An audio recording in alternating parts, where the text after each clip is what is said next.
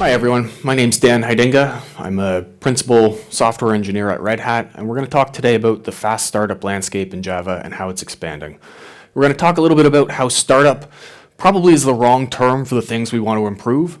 We'll talk a bit about why startup matters so much more now than it used to, and some of the reasons why Java has challenges with startup, and then some of the projects today that are helping us address startup concerns. And we'll talk about those projects at a level where we talk about the benefits they give, but also some of the challenges in adopting them. And finally, we'll talk a bit about Project Leyden and some of the places where that may be able to take us. And hopefully we can fit that all in 50 minutes. So I may go a little quick. We'll see how this goes.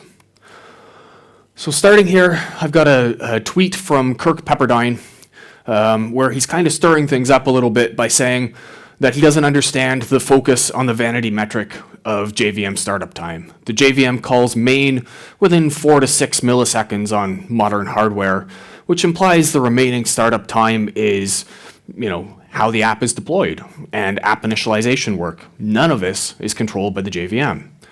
And Kirk's right. If all we cared about was how long it took to get to main, that's not really an interesting question.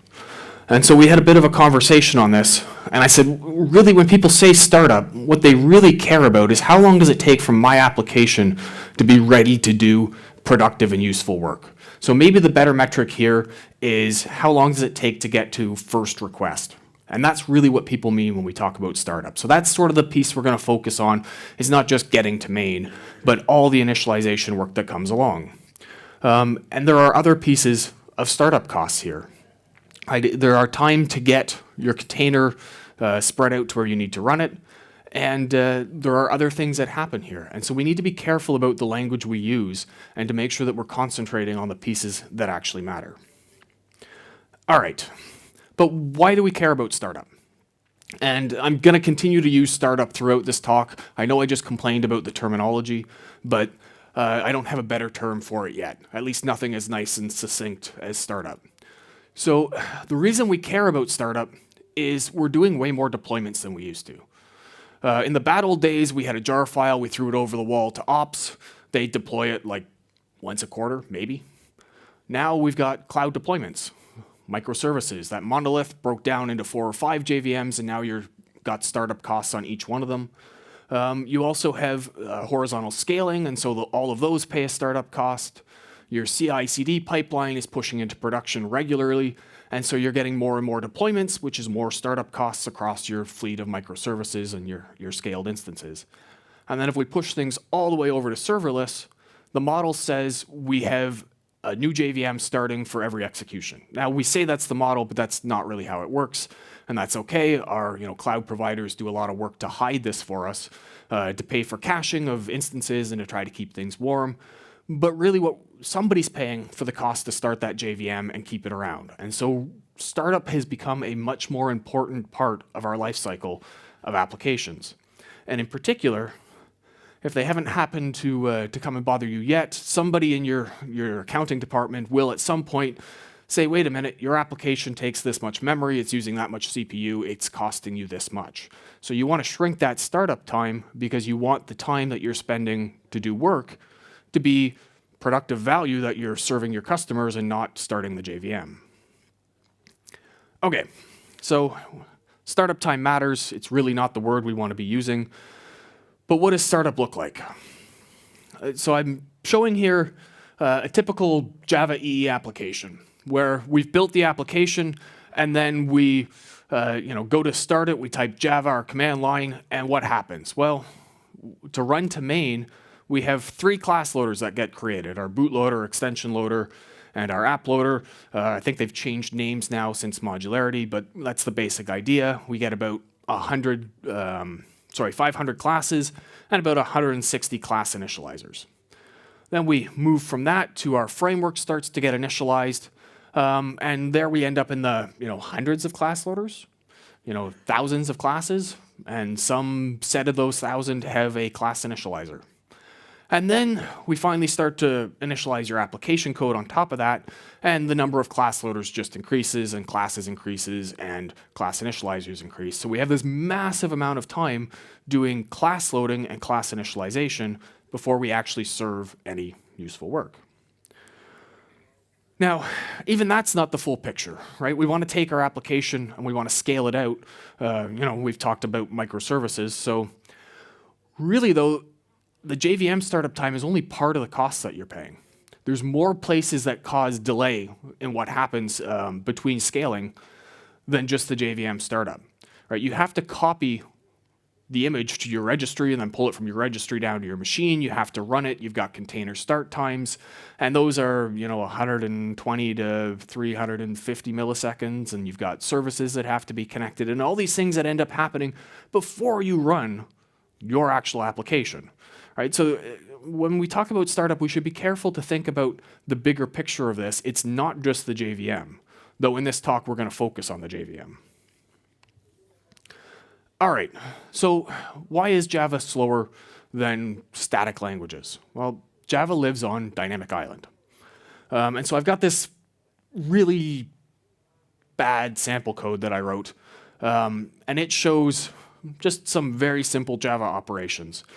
Why is Java so dynamic? Well, we have dynamic class loading. The first time you talk about a name, or a class name in Java, we have to go and find that class. If it hasn't been loaded already, we have to ask a class loader to load it, and it delegates up its delegation chain before coming back and loading it itself if nobody else did.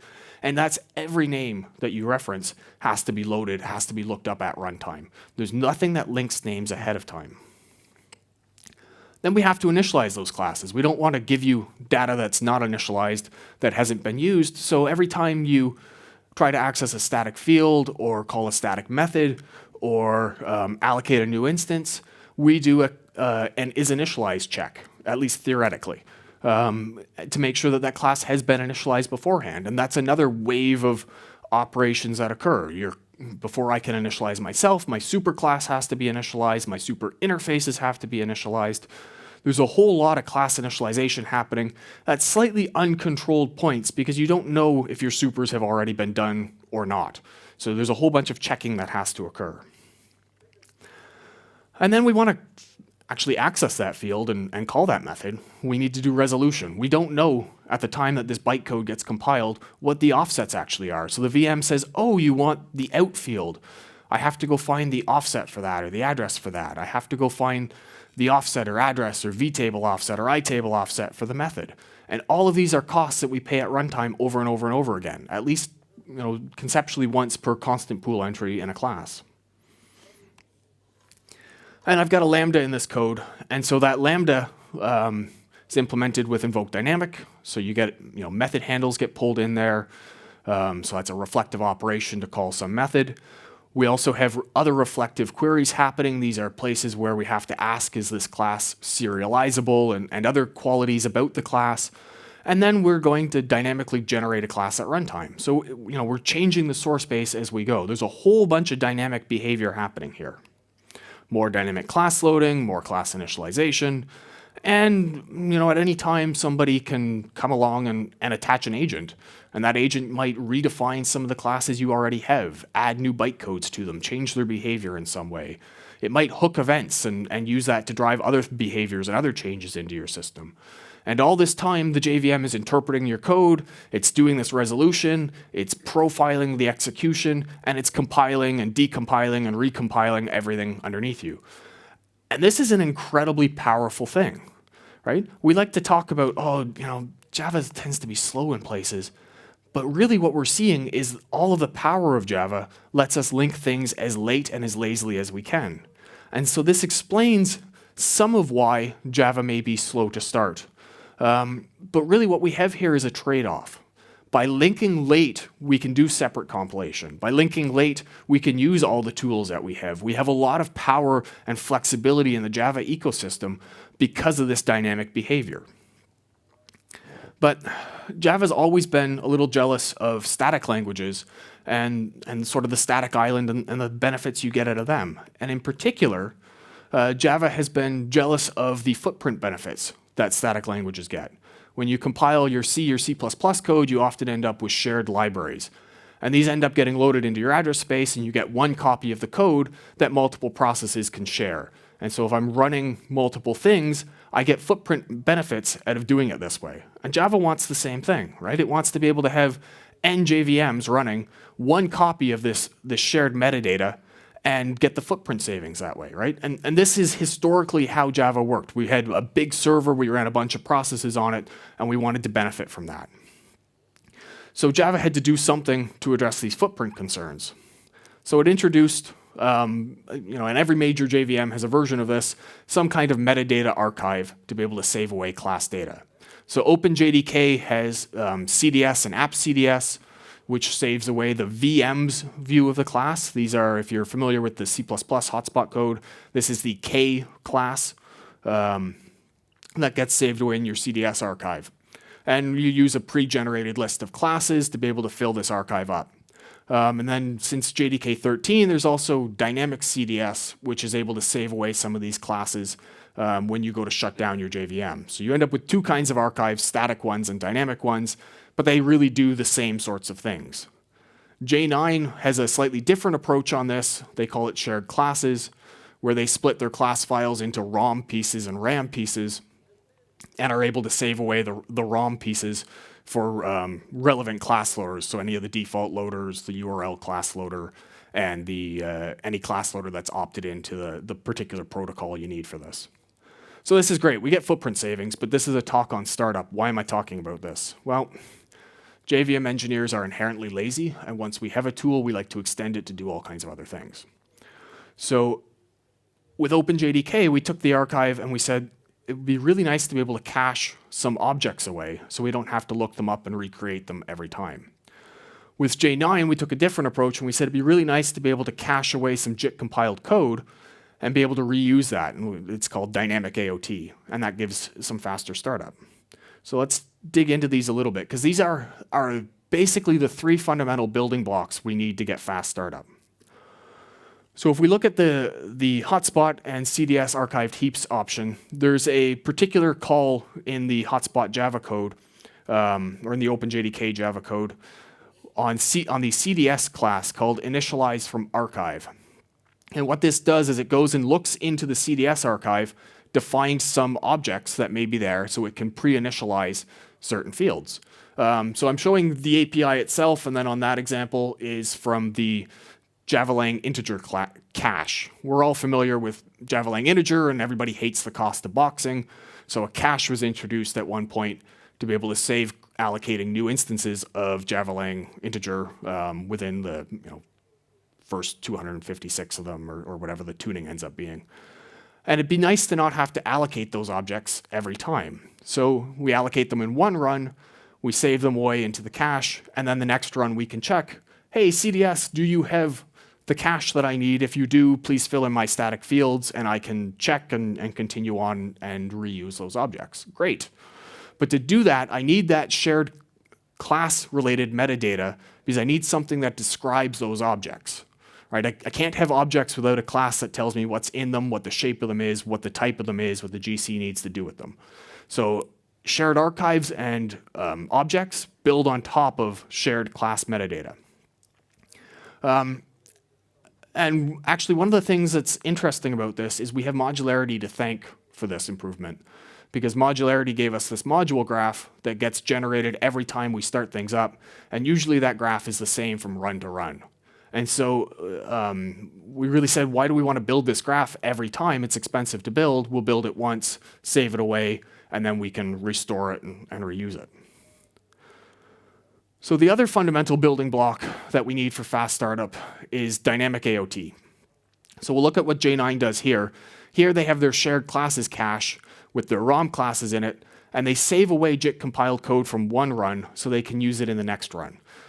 They compile the code so it's not their optimal JIT code. It has to be a little simpler. It's got some extra relocations and extra data with it. But they save that away along with profiling data so that you can still upgrade those compilations and get something faster later on. And that gives you a 10 to 30% startup improvement with the way they've implemented that.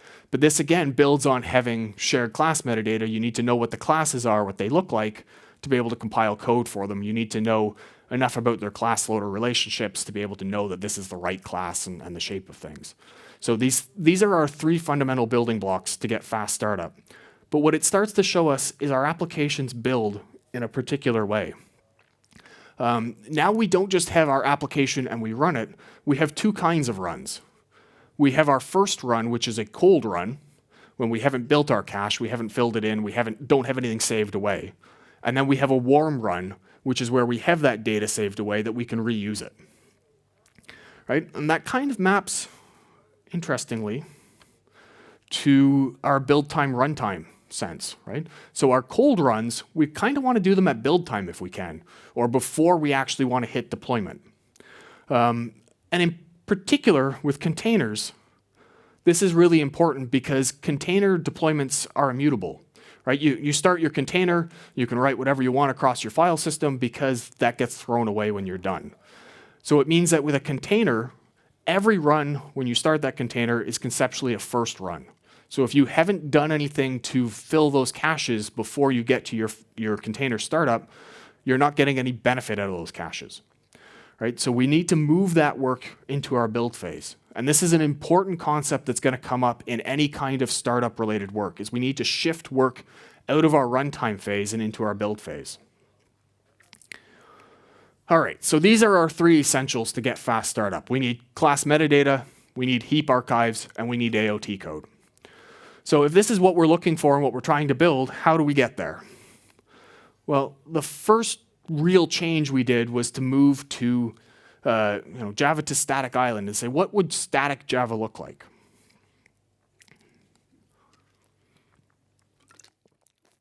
So let's go back to our example code from earlier.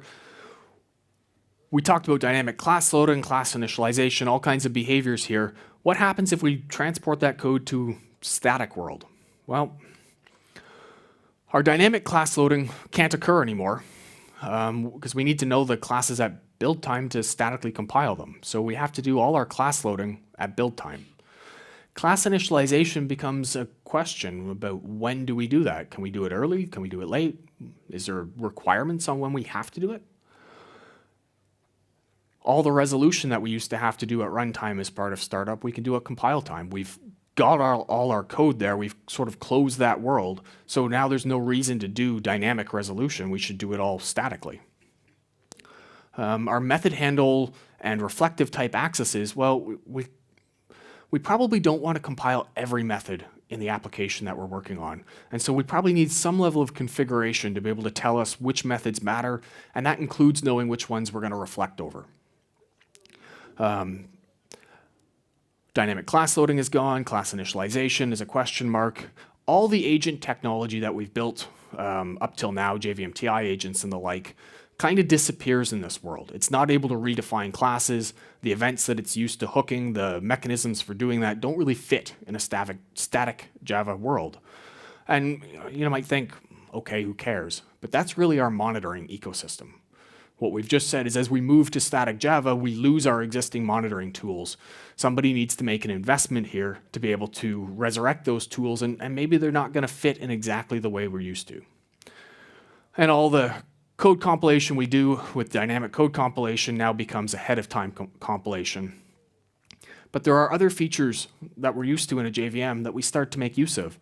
Service providers, those scan class paths and look things up at runtime. Class generators, module layers, class unloading. There's a whole bunch of concepts and things that people think about and use in Java that don't really map well to this. So to work with static Java, we start to run into things where we're working with a subset of Java. All right, so let's dig a little deeper. What does this look like? Well, we said all our classes have to be available at build time. So that means that we're really kind of limited to what we've got on the class path or the module path because they have to be there. We've closed this world. We can't find them somewhere else. We have to come up with some kind of answer to class loaders. And we'll talk about that a little bit more. But we basically said classes have to be available at build time. Native code also has to be generated at build time. So that means that where our dynamic JVM knows all about how to best give you optimized code, we lose some of that ability with static Java. We can't make assumptions about what the hot path is and decompile if we get it wrong.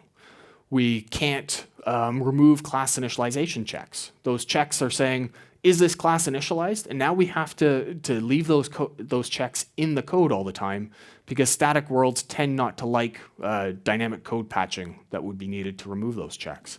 And this probably doesn't matter right up until you end up with some of these checks in your hot paths.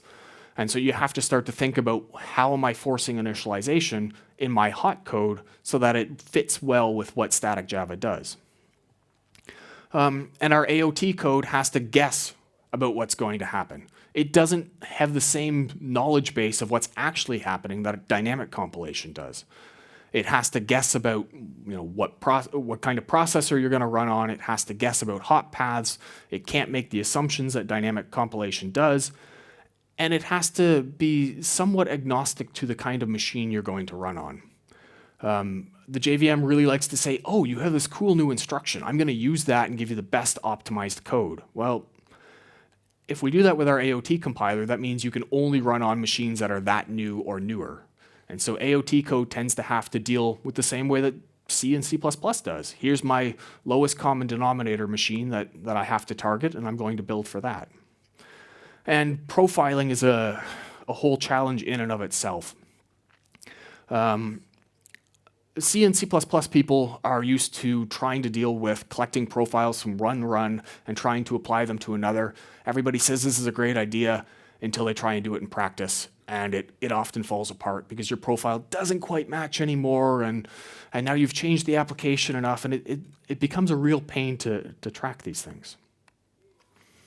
All right, but my frameworks are built on class loaders. I've got all these dynamic class loaders doing dynamic class loading all the time. What do? Right? I don't want to be limited to the class and module path. So I need some way to be able to execute more code at build time so I can use these class loaders that I already expect to be there so that they can execute and do dynamic loading at build time. Oh, wait a minute. That means I'm running Java code. I'm running parts of my application at build time to make this work. So I can do code generation, I can do dynamic class loading, but I have to be able to run that at build time. Ooh, that means I might be binding in knowledge of my build time environment into my application. So now I have some care and concern there about how this fits together. Has anybody played with JAOTC? Okay, I see like 3 hands, 4. Native code tends to be larger, and if you played with JAOTC and compiled a module, you saw a 3 to 5x footprint increase when you compiled that module. So we really don't want to take your giant application, compile all the code, and carry all that code around all the time. Right? We need some way to trim that dead code because you don't call every method in every class that you use. So we need to be able to trim it, but we need to be able to do it in a way that doesn't lose code that we care about for reflection or method handles. So we need to make sure those methods stay, but methods we don't actually call disappear. And it'd be really nice to initialize all of this stuff at build time so we get the fastest startup at runtime. So what does static Java look like for us in practice? Well, GraalVM native image is kind of the answer that we have today. And they've done a pretty amazing job on being able to produce this and to get a system that works this way. So they take their application, the libraries, the JDK, the VM, and they run this through a series of analysis. So they start with a points to analysis, which looks at all the methods and fields and classes you're using to try to find which ones are being used and which ones aren't. And then they use that to help drive some class initialization and snapshotting of the heap. But once they've done that, that starts to reveal things that are now dead. So you don't get a full view of what's dead just from a statically looking at the code. You want to run some of it because that lets you kill even more code. I probably shouldn't say it that way. It lets you eliminate even more dead code. And the reason for that is every class you initialize no longer needs to have a copy of its class initializer in your image. And any code that's only called from one of those class initializers also no longer needs to be kept in your image. And so as you run through this, you kind of get a virtuous cycle that allows you to shrink things further and further and further because you've initialized more things, there's less code you need, there's more code you can throw away. That means you get a smaller and smaller instance. And so when you finish this process, you compile the code that's left, you get your AOT code, you write your image out, that gives you your class metadata and your heap archives. So that gives us the pieces that we need. We get a really nice, fast startup with small footprint out of this, but we still have some questions. So let's take a look at the class initialization piece that we need to make this work. So I've got another piece of really kind of ugly code sitting here. And the question is, when do we initialize this class? Do we do it at build time? Right? The more work we do at build time, the less we have to do at runtime. Do we do it at runtime? Is there some semantic or some reason that we have to do it at runtime? Or do we do it in both cases? Do we do it at build time to let something else get initialized, then reinitialize it later at runtime? And the answer to that really depends on what the code is meant to be doing. And the only person who really knows the intention here is the developer. So we really need the developer to have some way to say what they mean about when they want their class initialized. And unfortunately, class initialization is kind of a mess because there's no separate lifetime, right? We can write code that looks like it has a separate lifetime about when it gets initialized. I statically initialize this field here and I wrote a static block there. Those should be different things, but they're not, right? We have one method, one class initializer, and it has to do everything. So when we look at this class, we've got a string name field, we've got a var handle, we've got some code to actually initialize the var handle, we've got a timestamp looked up with current time millis, and then we start a thread. So some of these things are obviously safe to do at build time, some of them are obviously not safe to do at build time, and some of them we just don't know, right? I obviously can't start a thread at build time, that's going to be a problem. I obviously can save a string, that's great. But the timestamp, who knows? What was the intention of what that timestamp means? Is it when we built the system? We might build it today and not run it till later. So if you look at it later, that timestamp might be a week old. Or is it intended to be when you first ran this class? Is it, nobody knows what the intention is but the person who wrote the code. And so we have a bit of a problem here. And we see this in the Graal community as well, as they've shifted around what the default is. The default used to be, let's do all the classes at build time. Then I think the default shifted to do all the classes at runtime. And now I think they're looking at maybe reinitialize is the right answer to make more code applicable to static Java. So it seems like this is an area where we have some problems and we have some questions still to answer. And the real thing is, what do we have in common between class initialization and soup? Well, we mix them all together. There's no way to take it back apart. I can't get my water and my spices and my noodles and my chicken and whatever else separate again. I've put them together, and now I have to live with that. And when I start to make decisions about when to initialize a class, those decisions affect what I can do with other classes. If I say a superclass has to be done at runtime, all of its subclasses do as well. If I say that a class has to be done at build time, I'm putting a dependency on all my superclasses to also be available at build time. So what we really end up with here is a very messy model that's hard to reason about and hard to change, but it's the best one we have. Now, Graal had to take some steps to fix classes that they didn't own. And so we ended up with a tool called Substitutions. The code here, don't worry about reading the details on it. It's from the Unix file system class in the JDK, because Graal initializes as much of the JDK classes at build time as it can, but some of those classes bind kind of tightly to the build time environment, and Unix file system is one of those examples, where it binds pretty tightly to it and knows about the file system, and we don't want that build time environment to leak into the runtime one. So we need a mechanism to fix the code to support build time initialization. But the challenge is it's really easy to change the meaning of the code here and to break the invariance. And it's easy for this code to get out of sync because we're maintaining it apart from the code that we're modifying. So there's some risks here when we use substitutions. Now I'm going to digress just a little bit for a minute to talk about qbicc, which is a prototype static compiler that some colleagues and I have been building at Red Hat, where we took a slightly different tack on this. We said, let's force all class initialization to happen at build time, but we'll take some particular fields and we'll allow you to reinitialize those fields. So you can set a per field reinitializer method. So we're starting to pry class init from being a soupy thing to something that has a more defined semantics of these are build time possible and these have runtime reinitializers. And that's an important concept that I think we'll see more of as time goes on. All right, so jumping back to our main topic, we've been talking about class initialization. What we really want is a way to make this somebody else's problem, right? That's what we all want. And the way we can get a lot further in this is by using some of the new frameworks that are coming out. These frameworks have looked at static Java, they built themselves around it, and they've said there's a whole bunch of work that we do that we don't have to do at runtime. They said, maybe we take all the dependency injection pieces and we move them from runtime and we push them into build time. So we do our cache, we do our metadata scanning, we generate code, we figure out what reflective operations we have to do, we generate code for as many of them as we can, and we really move that work out of runtime so we do it once. This is great. The main frameworks I'm aware of doing this kind of approach are Quarkus and Micronaut. But the added benefit of this is if you take one of these frameworks, because they moved work out of build time or out of runtime and into build time, you get faster startup whether you're using the JVM or whether you're using native image.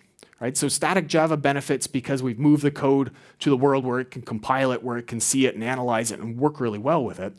But JVM also benefits because we've moved it out of the runtime. So where does static get us? I've stolen these numbers from the Quarkus website, and numbers are going to change for whatever workload you're running. But what we see is that there's a fairly significant benefit to running some of these new frameworks that have moved work from runtime to build time, even on a dynamic JVM, right? The bottom one here goes from 9.5 seconds to 2 seconds. And that's changing frameworks, but doing work at build time instead of runtime. And then it drops down to like 42 milliseconds when you're using static Java. So what we're seeing is static Java gives us very fast startup. It also, because of the dead code elimination, gives us a nice small on-disk footprint. But the runtime footprint still depends on your GC and your tuning there. It gives us a really fast time to peak performance, right? We're starting from an initialized heap, we're starting from compiled code, we're not doing dynamic compilation, so we jump to peak performance really quickly.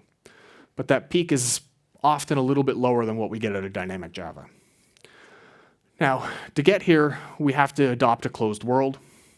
We need some changes to our application to work better with static Java, and maybe to the libraries and things we need, those substitutions rear their heads, and we start to worry a little bit about disparity between the dynamic and the static behavior. It's easy to introduce behaviors that work really well in Java, and then after these substitutions have happened, we find out that we've changed the meaning of our program, we've broken an invariant. So there's trade-offs here. You get fast startup, small footprint, but you might sacrifice some peak throughput and you might end up with some changes and you have to live in the smaller set of Java that we have. All right, what if there's a middle ground? The middle ground today is something called CRIU, or CRIU. It stands for Checkpoint Restore in User Space. And CRIU says, look, I'm not going to worry about Java. I don't care about Java. CRIU's a Linux tool. It says what I care about is being able to take a checkpoint of your process to write that to disk and then to restore it later. So I take my whole process, I write it to disk, and then I can restore it as many times as I want. So I don't have to worry about the three things I care about because I copy everything. But I do have to know what a good point for my application is to be able to do this checkpoint. The later I take the checkpoint, the more code I've executed, good. The farther along in startup I am, good. But the more I've bound tightly to the environment that I'm running on. And so I have to be careful about what I'm doing and how I'm doing it to make sure that I can use this portably, to make sure that I've picked a point that makes sense for my application. So what does this look like? Well, we have our favorite diagram here. We have build time, doesn't change. We have our application, we start running it, and then we checkpoint it, and we can let it keep executing and restore it later from that same point. Or more likely, we kill it after we take the checkpoint and allow multiple restores later on. And so really what we do looks a little bit more like this. We take that checkpoint runtime and we kind of move that into the build phase because we want to take that checkpoint once, maybe save it in a container image, and then blast that around our cluster and restore it over and over and over again and get the benefits.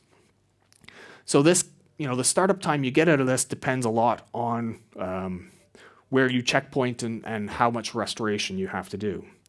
Right, so as we see here, I can take my checkpoint early, just after JVM main. I can take it after my framework's initialized. I could take it after I've served some requests even. But the later I take it, the more I have to do to fix things up, the more I've bound tightly to the environment that I'm running on. So we have to be careful or we won't be happy about the results that we get out of this.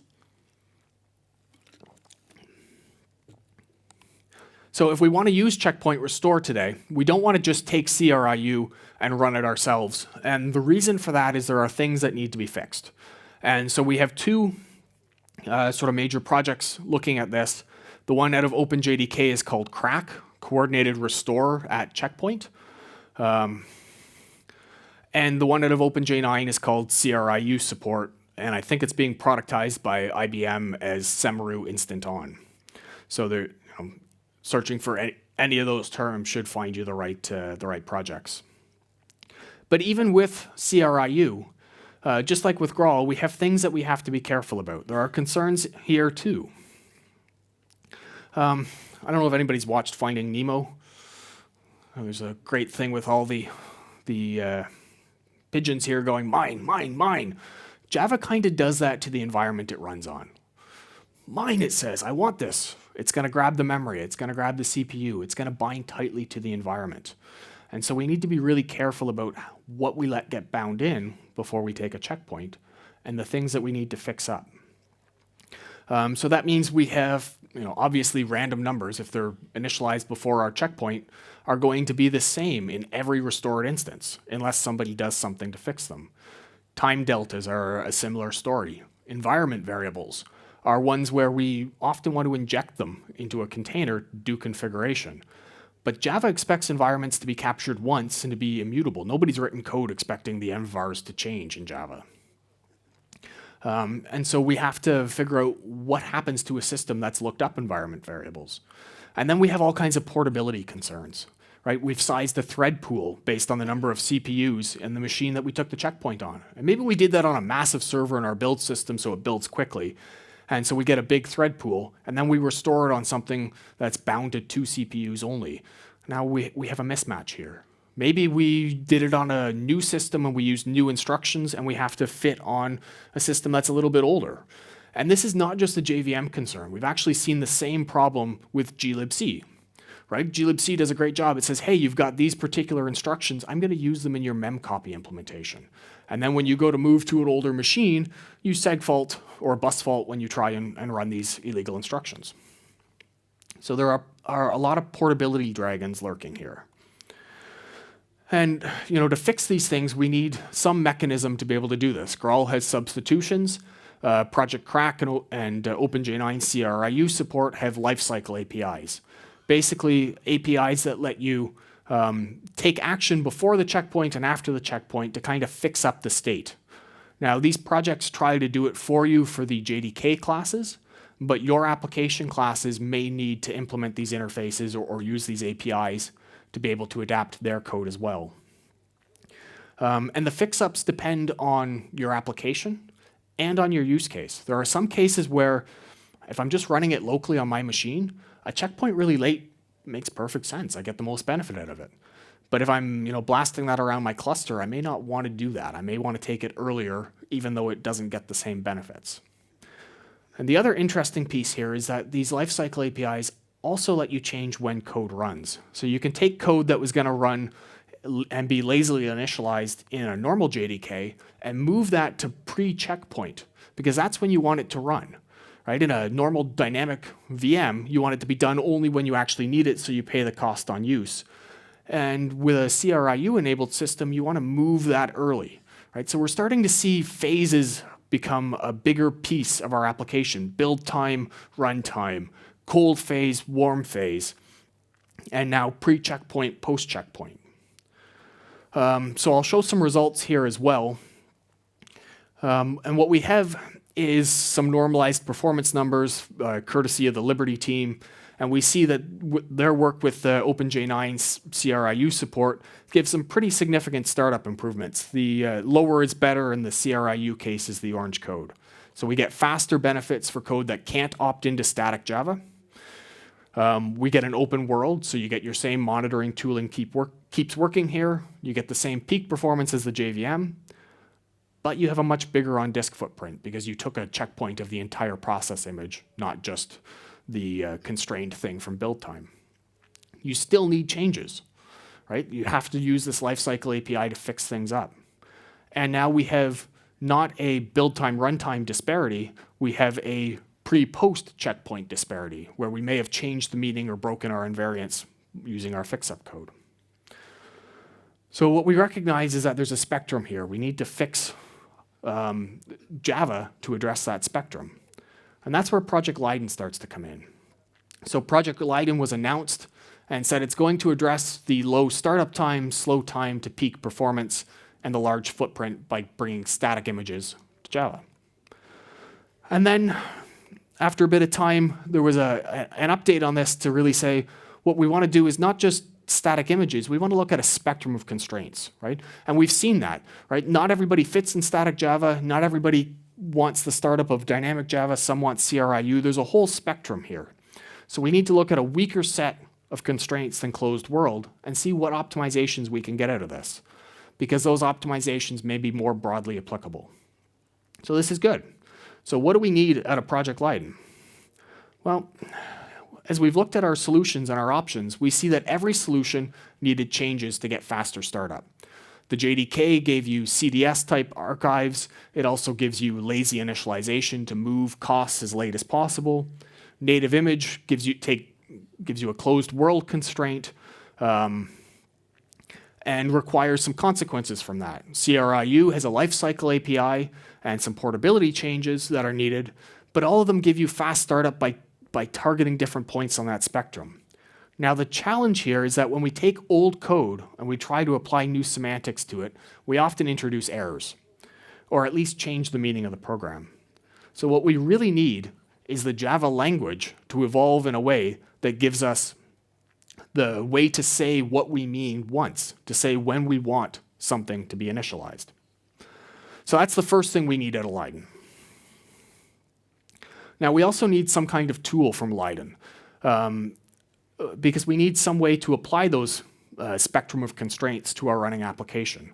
And right now the closest tool we have in the JDK is called JLink, which takes your Java application and a JVM and it links them together to give you a specialized runtime. Now, interestingly, JLink has a plugin architecture, and so we can interface with that and make changes to classes today. So we did some experiments. We looked at Lambda classes and we said, what if we pre-generate all those classes, at JLink time, remove all the invoked dynamics, remove the dynamic behavior here, what ends up changing? And it turns out there's a whole lot of things that end up changing, a whole lot of user visible behavior. Most of them seem small, but they add up to changes in ways that you might be surprised by. You might get hit by some of these things. Maybe you call nestmates and expect there to be, the nest members calls and expect there to be a small number of them. And now, because you had a bunch of lambdas in that class, we've injected a whole bunch of extra things into nestmates to be able to meet the Java access control checks we have to. Maybe your stack trace changed and now your monitoring tool chokes on it. Right? There's a whole bunch of these things that are small costs that we need to know what's valid to change and what's okay for people to accept. We did a similar change around class for name to LDC and ran into some issues with class initialization, with exception changes. And so what we really need at Leyden is Java source changes. We need a tool that lets us make changes. And then we need a specification that tells us what changes are valid. Right? We want to be able to give people a stable building block to build on top of. So we need a spec update as well. All right, so we need Leyden to give us our language changes so we can say what we mean about class initialization. Because class initialization is kind of the major driving piece in all of this. It tells us when a class is initialized. It tells us when we can use static fields. And so that's probably the place we have to focus the most on, is what's the right answer for static fields. And so hopefully we see things coming in Leyden in the near future around that. We need a specification change. The Java spec is great. It's one of Java's superpowers. And so we need some updates to it to be able to tell what changes we're validly allowed to make.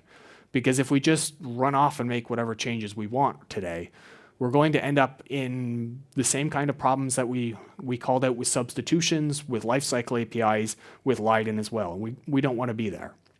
We also need a tool that's able to build on top of that and apply those spectrum constraints so we can get our faster startup.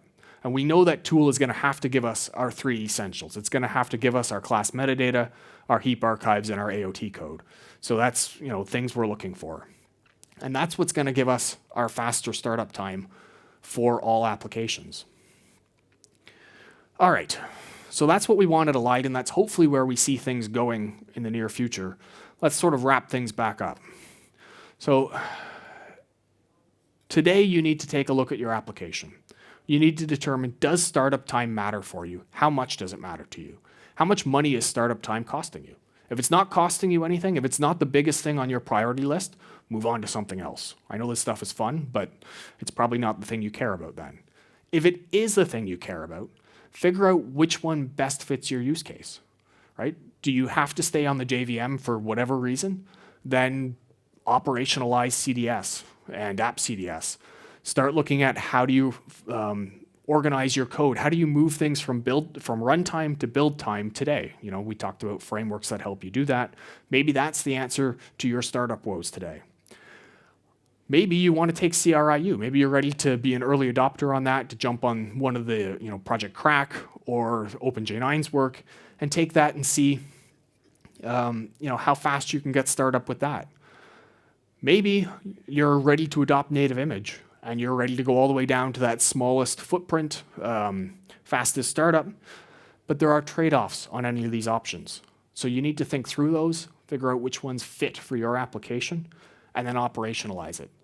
Doing this correctly is a challenge, right? It's not going to come easily, so you need to think about how you do it, and then please share your experience on the Leyden list, right? What we really want to hear from is people who have taken the time to do the work today about startup, because those are the people who have use cases that where startup actually matters. So sharing them early and often is going to be useful. In general, we want to shift work from build time to runtime. Or sorry, I have that backwards. We want to shift work from runtime to build time. Containers and the growing amount of container deployments really give us an opportunity to do that. So we need to think about that. Is that the right style? What can we change today? Are the libraries and frameworks you're using helping you to get the best results? And then, as with everything, prepare for change.